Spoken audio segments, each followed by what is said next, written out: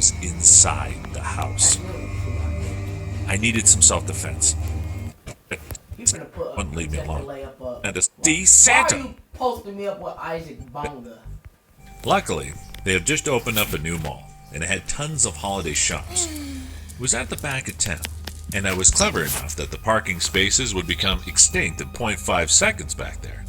So, I had no choice but to work my way back there, from shop to shop. There was, alas, something I found in there that caught my eye. And before you knew it was sold. When we finally got back to the end of town, my backbone felt like it was going to let loose and crumble. I was wanting to hurry up, but then, in the middle of the long hallway, there was a small Santa, looking at me, staring at my daughter.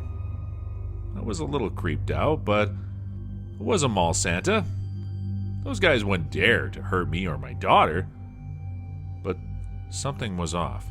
He was tall, very tall, and he was so skinny that his skin was basically useless at hiding his bones.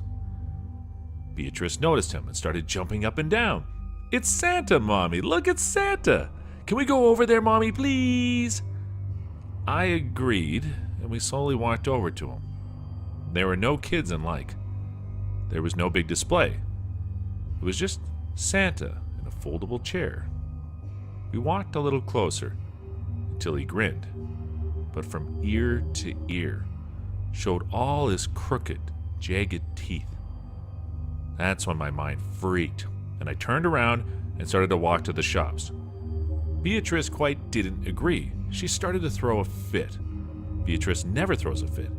She then started to scream and growl and bite me like a wild animal. It was horrific. Beatrice never acted like this. I was kind of scared from her, but I picked her up and tried to walk to the car. "But Mommy, it's Santa. Let me see Santa. I hate you. I want to see Santa." I buckled her up, put the bags in the car, and drove off home. But there was something that I remembered. I remembered that the mall Santa said something once.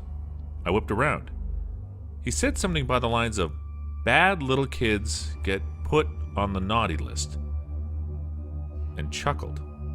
I became paranoid at that point and couldn't sleep until 10 p.m.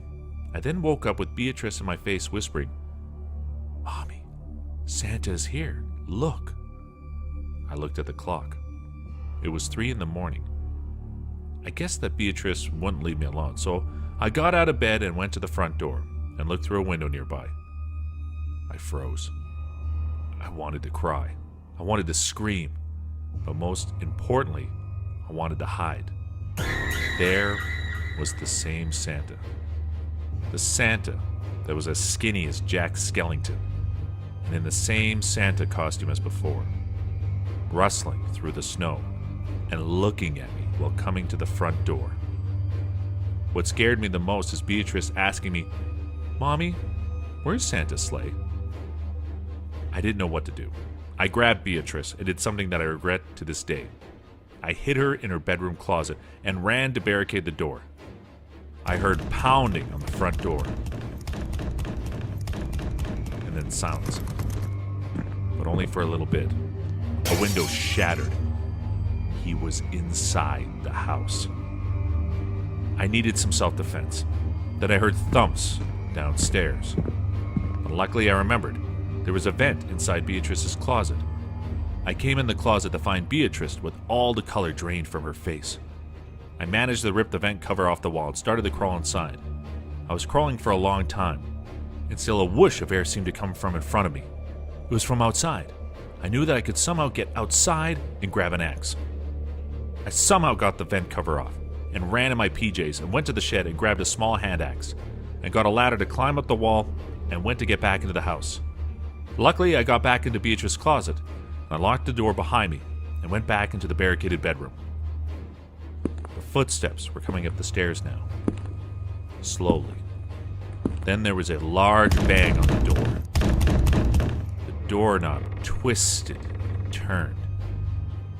Then it stopped. Footsteps went down the stairs and out the front door. Then I realized that I left the vent cover open, and then I left the ladder there too. I then heard Beatrice scream and laughter in the vents. I heard her wail and scream.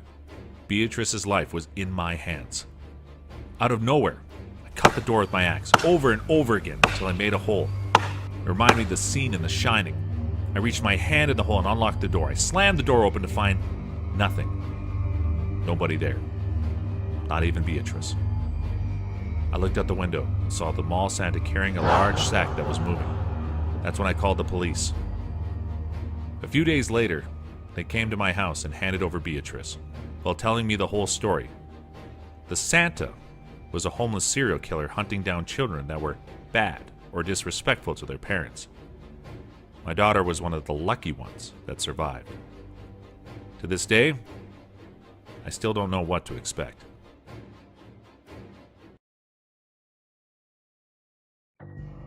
I'm searching for my sister until now. We lived in a small city in Houston, Texas. It was my parents, my younger brother and sister, and myself. Being the oldest sibling, my brother and sister often obeyed me. Taking advantage of my power over them, I ordered them to do little unimportant stuff like telling them to get me a glass of water or having them go get me the TV remote whenever I was feeling a bit too lazy. My parents often kept me in charge everywhere we went. Living in a small city can give one memorable childhood moments, but can also leave someone with a scar for a lifetime. Halloween used to be that one special festival that made our town people go crazy. From wearing costumes to backyard barbecue parties, the entire evening made this day super special for every kid. For one night, we could all eat as many candies as we wanted, and our parents wouldn't tell us no. I was 12 years old, and my brother was 8, and my sister was 5. Being excited for this big upcoming Halloween event, we all went to the city mall and bought our costumes. Our dad took us to some various shops. The day was just a blast. When we got back home, the whole town gathered in the city park and started preparing for the festival. Some families arranged barbecue grills, some put up flags and colorful decorations. Our family made some carved pumpkin heads, and a family in our neighborhood arranged all the candles. After working for most of the evening, we all decided to take a break and agreed to finish the rest of the work by tomorrow afternoon, which was the day of Halloween. After coming back home, I had a quiet family dinner as everyone was tired after a long day. My mother tucked my brother and sister in, and then came and tucked me in after I settled down in my bed. The three of us slept in a big room. My brother and sister's bed were on the left side of the wall, while mine was on the right side, just beside the doorway. Though I picked on my brother and sister, I no doubt loved them and felt like protecting them. Thus, I chose to sleep beside the door, like a big brother. Being the youngest, my sister used to get scared easily in the dark. She sometimes woke up crying, saying she had a bad dream. I'd then go to her and caress her head for a bit to make her fall back asleep.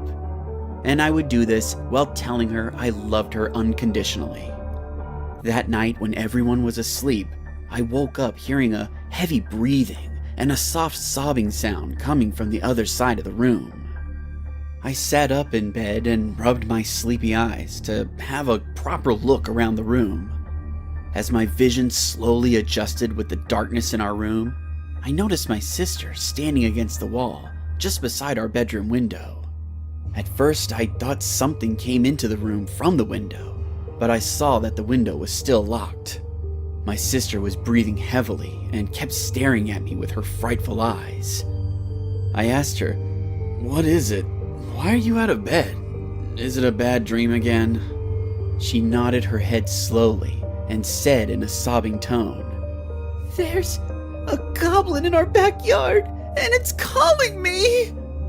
I got spooked at first, but then decided to go to the window and check it out myself. What if it's a burglar or someone with bad intentions? Then I might have to tell Dad. I gathered all the courage I had and went up to the window. My sister clasped my hand with her little palm and kept shaking her head, gesturing no. I calmed her down and made her sit on her bed, and then walked over to the window. I saw a small kid wearing a goblin costume, and they were standing in the middle of our backyard, looking straight at this window. At first, I heaved a sigh of relief, as it wasn't actually a burglar. Then I opened the window and said, "Hey, it's too late. You need to go to sleep, otherwise you'll miss the city park celebration tomorrow." My voice was a bit loud, so my dad came back to check on why we were still awake. But when I looked back after explaining everything to him, the kid was gone. I shrugged it off as a small, nothing to worry about incident and went back to sleep. The next day, everyone was running around the entire city. The festival mode hit, and I forgot about all the stuff from last night. Around 5 p.m., after my dad got back home from working at the city park, we all started on our Halloween get-ups. I was dressed as Pinocchio, wearing a fake pointy long nose made from ice cream cones by my mom.